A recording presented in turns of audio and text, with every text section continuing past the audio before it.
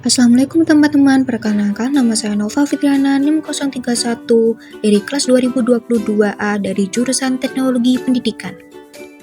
Kali ini kita akan mempelajari konsep dasar pengantar teknologi pendidikan dan pembelajaran. Pengantar teknologi pendidikan. Definisi pengantar teknologi pendidikan. Teknologi pendidikan adalah studi dan praktik etis dalam memfasilitasi pembelajaran dan meningkatkan kinerja dengan menciptakan, menggunakan, dan mengelola proses dan sumber daya teknologi yang tepat. Teknologi pendidikan mengacu pada penggunaan teknologi dalam mendukung proses pembelajaran dan pengajaran.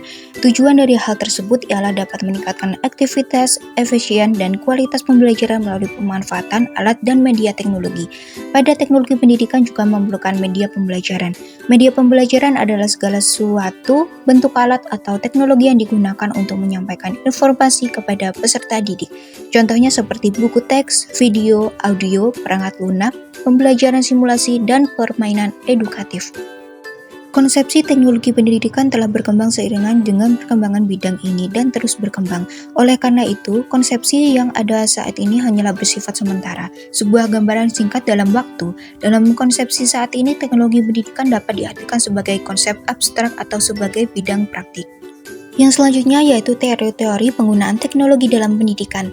Teori konstruktivisme menggunakan teknologi untuk memfasilitasi konstruksi pengetahuan oleh peserta didik.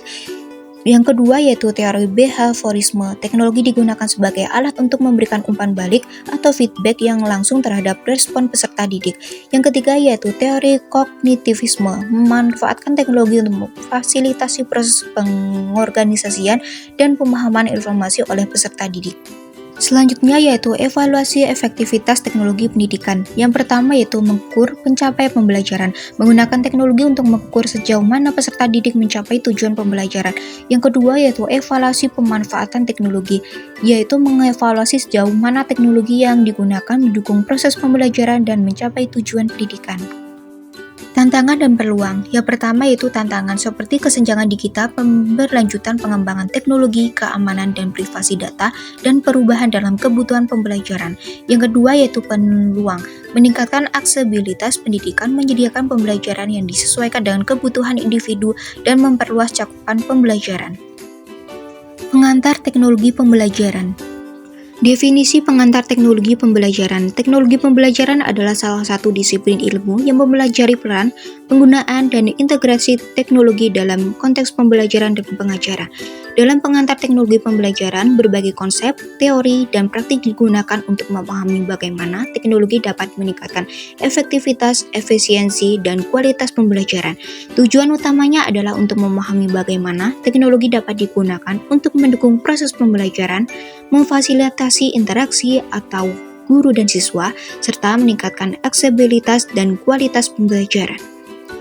Yang selanjutnya yaitu konsep-konsep penting dalam pengantar teknologi pembelajaran. Yang pertama yaitu blended learning, kombinasi antara pembelajaran tatap muka dan pembelajaran daring atau online. Yang kedua yaitu mobile learning, pembelajaran yang dilanjutkan melalui perangkat mobil seperti smartphone atau tablet. Yang ketiga yaitu gamification, menggunakan elemen-elemen permainan dalam pembelajaran untuk meningkatkan motivasi dan keterlibatan peserta didik. Yang keempat yaitu learning management system atau LMS, sistem yang digunakan untuk mengelola dan menyampaikan materi pembelajaran secara online.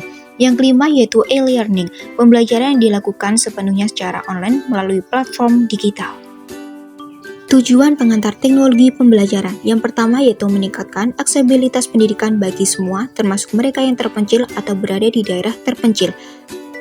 Yang kedua yaitu memfasilitasi pembelajaran yang kolaboratif dan interaktif secara peserta, didik, dan guru. Yang ketiga yaitu meningkatkan efektivitas dan efisiensi pembelajaran melalui penggunaan teknologi yang tepat.